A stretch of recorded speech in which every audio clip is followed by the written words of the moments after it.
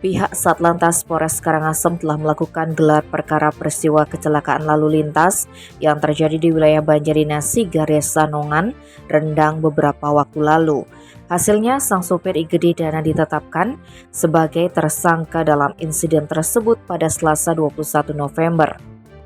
Kasat Lantas Polres Karangasem AKP Komang Sapta Pramana membenarkan yang bersangkutan telah ditetapkan sebagai tersangka pada Selasa 21 November. Penetapan tersebut dilakukan setelah berlangsungnya proses gelar perkara yang dilakukan oleh petugas.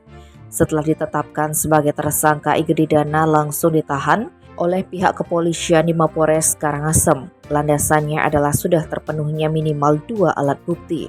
Untuk pasal yang disangkakan terhadap sopir minibus adalah pasal 310 Undang-Undang Nomor 22 Tahun 2009 tentang lalu lintas.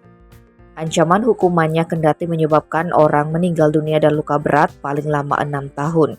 Seperti diketahui, IGD Dana sempat dimintai keterangan sebelum ditetapkan sebagai tersangka. Dalam kesempatan itu dirinya mengakui bahwa ia panik saat penumpang berteriak histeris.